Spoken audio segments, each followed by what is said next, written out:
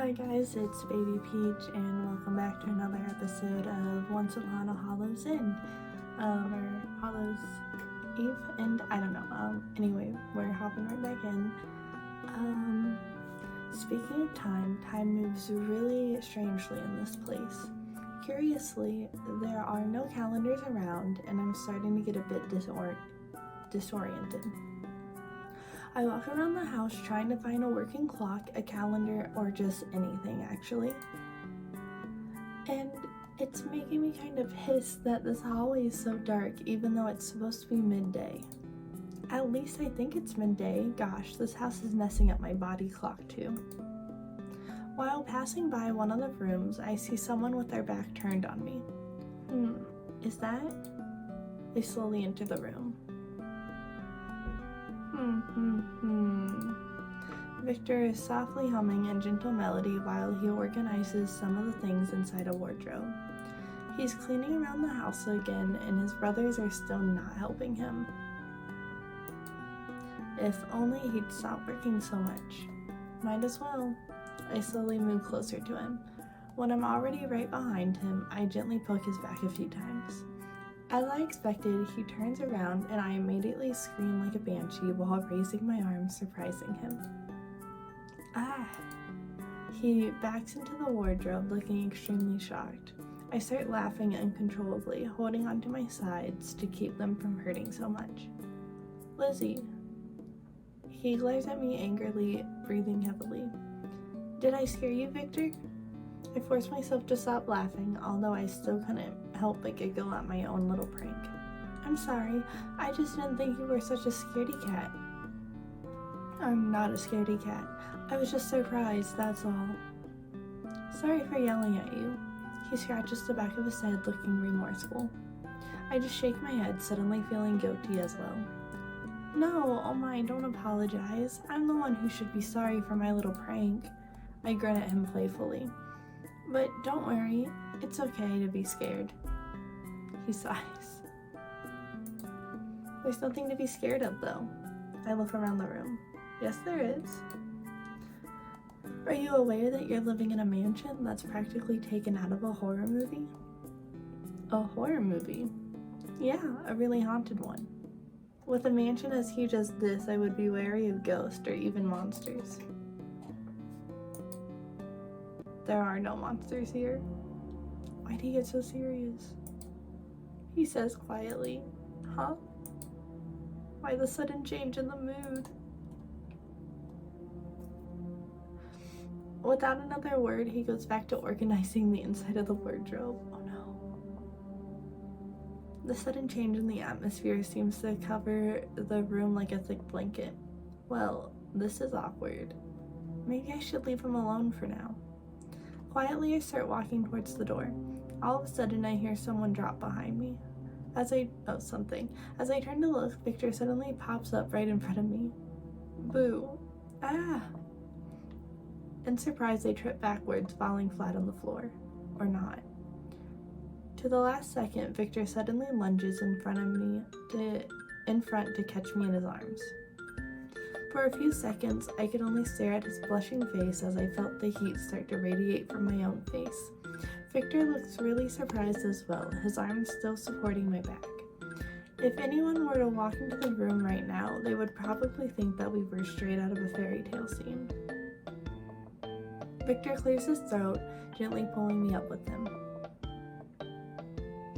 After a few more seconds, we suddenly start laughing together, an awkward moment avoided with laughter.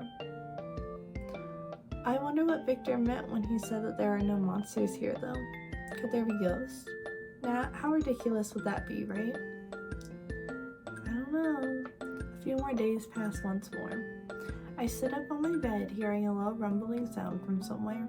It takes me a few seconds to realize that the sound is coming from my stomach.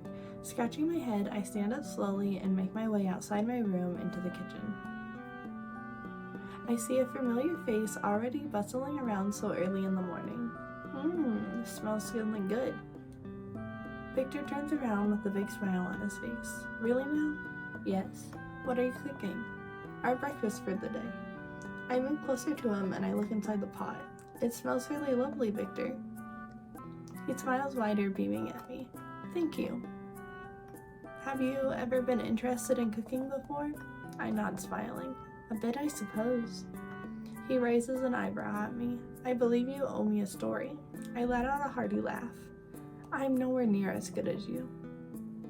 He scrunches his eyebrows, still smiling at me. We'll never know unless we try. Huh? Make something for us. I'm sure it's gonna be awesome. Oh no, I can't. I don't actually cook. I bake. Bake? Yep. I love baking pastries, cakes, sweets. He grins at me widely. Vern loves sweets. See, somebody already loves it. Well, maybe he does love sweets, but that doesn't mean he'll necessarily like mine. True, he kinda hates us. Because besides, what if I suck? So what? At least you tried, right? But I'd rather try and fail than do nothing at all. But if you fail, you still end up not doing anything. Not true. You made the effort. That's what's important. Fine. One of these days I'll bake something for you guys. Is that a promise? Yes. I'll be looking forward to it then. You can count on it. I smile at him and he smiles back as he turns to his cooking again. Don't you want to learn how to cook though? I guess I do. I'm just hopeless, I guess. Don't you want to try? With a smile, he pushes the cutting board towards me. Wait, now? There's no better time than the present. Shakily, I take the knife from him. You can't cut with such shaky hands, Lily. I know, but I'm scared. Come on. Scared of cutting vegetables? He looks at me seriously and sighs. It's not scary at all. Let's see. Look how sad he looks. He looks so devastated. Let's see. He's like, you are hopeless. He moves closer to me and positions himself right behind me. As if on cue, my heart starts beating quicker than usual. When you hold a knife, you should hold it with conviction, with purpose.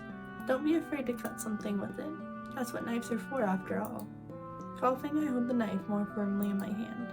To my surprise, Viktor takes my hands in his hands and starts guiding them towards the food. Like Ghost. With one hand, I move the cutting board closer and I start cutting the meat. Viktor is still holding my hand, making my heart beat even faster. Right now, it's no longer the knife in my hand that's making me nervous, but Viktor's hand's covering mine. That's good. You're doing a good job. He lets out my hands, leaving me to do the cutting alone. I secretly breathe a sigh of relief as he moves away. Strangely, though, I also feel a little disappointed that he's no longer close to me. What? The thought was unaccounted for. Stop thinking such thoughts. Whoops. Viktor moves right in front of me, looking at me as I continued cutting the meat.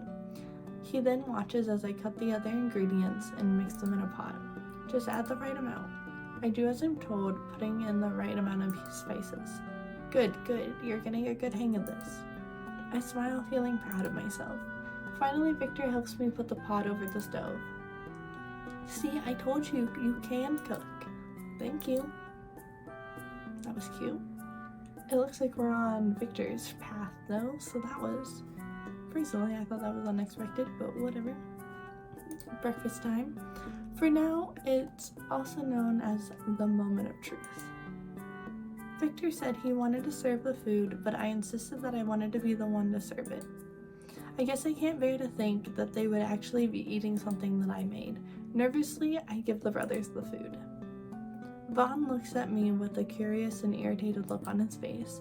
I must look really nervous right now. I take my seat after serving the food. Viktor eats quietly, looking like he's enjoying it. Vaughn narrows his eyes when he tastes the food, making me worry slightly. Vern takes a few bites and suddenly stops eating. Oh no. No way. They probably hate it. It's probably the worst thing they've ever tasted. My inner cook is already crying rivers of tears when Vern suddenly speaks up. Yeah. This is strange, but I clench my fist, feeling nervous as I waited for Vern to continue speaking. What is it, Vern? Your cooking it's bothering me as well, Vern. The two brothers, Vern and Victor, chuckle softly. I share a sneak glance with Victor. Sighing in relief, I bring my spoon to my mouth, enjoying the first meal I'd ever cooked. I again glance at the oldest brother in gratitude. It's all thanks to you, Victor. Another day in the life of a calendar-less girl. I'm starting to lose count, really. I don't know what's happening to me. Somehow I spend more and more days here. The idea of wanting to come back home is starting to get pushed farther and farther from my mind. I sit up hearing a beautiful voice singing somewhere nearby. Whose voice is that? Wrapping a night robe around me, I exit my room. I follow the beautiful voice, finally arriving at the kitchen. Victor sits at the kitchen table cooking some food. I assume it's for our breakfast, but he's also singing, and he sings wonderfully. Victor? Surprised, he looks at me suddenly, hitting his hand on the table. Why are you up so early? Smiling, I take a seat across from him. Your voice woke me up. A hint of red spreads across his face. Is that so? I'm sorry. I'll try to keep it down from now on then, so you can go back to sleep. I smile, shaking my head slowly. It's okay, I'm already up now. Plus, I really love your voice, Victor. I didn't even know you could sing. I don't really sing. Yes, you do. I heard you earlier. I was just making some noise. He chuckles nervously at his own joke. Giggling, I wave a finger at him. Lying is bad, Victor. I'm not really a singer or anything, and I'm not really a girl. Huh? I laugh heartedly. Yeah, she keeps dropping hints. Like, what is she dropping hints about? I'm really late. I was just kidding, like you. No, she's not. I don't buy it. You have a really beautiful voice, you know? No, I don't. Come on, please, Victor. What? Sing for me, please? What will I sing? Anything. I just want to hear your voice. He smiles warmly at me as his eyes sparkle in mirth. You're already hearing it now. Aw, come on, I just want to hear you sing again. With a smile still on his lips, Victor narrows his eyes at me. Let's make a deal then. You bake something for us, and I'll sing for you while you do it. I feel my face go hot. But I'm not that confident with my baking skills, and I'm not that confident with my singing skills. He smiles at me, showing his pearly whites. Please? For me? Okay, I'll do it. That was cute. I nod, letting my smile spread across my face slowly. Victor grins at me. Let's get started then. What? Right now? Yep, it's still pretty early, so I bet the kids won't be up until an hour or 30 from now. The kids? You make it sound like we're already parents. He just shrugs at me, still smiling. Come to think of it, that's not so bad after all. I'll help you bake. You really should teach me how to, you know? I smile at Victor, putting a finger to his lips. Only if you sing for me and teach me your best recipes. My pleasure. We immediately get back to work. Victor and I sing together as we create the mix for the cake. It's the most fun I've ever had while baking. Hey, I can get used to this. Finally, after an hour and a half, we're ready to take our cake out of the oven. Victor and I put on our oven mitts and pull out a freshly baked cake. We spend 15 more minutes putting the icing on the chocolate cake. It tastes fantastic. His finger dipped into a smidge of icing again and puts it in his mouth. I laugh at the childlike behavior. Hey, stop getting so much icing. You're gonna eat it all. He smiles, putting some in his mouth again. Nonsense. You should give it a try, you know? Your cake tastes awesome. I just stare at him with a stupid smile on my face and my cheeks blazing hot. Before he can protest, I immediately wrap my arms around him, locking him in a warm hug. Man, he's cold. Really cold. Oh, what's the hug for? Thank you, Victor. For what? For everything. Slowly, I feel his arms wrap around me as well. Thank you, too. Thanks for being here. After a while, we slowly stand back from each other, smiling shyly. Oh well. Come on, let's finish this up. You're right. We smile at each other again. My body still feels tingly from our contact, though. I wonder when I can hug him again. And we're actually going to go ahead and save this episode here for the day, guys. And we'll play some more in the next one. Okay? excited to see what's gonna happen. Feels like we're getting to a close soon. So, see you later. Bye.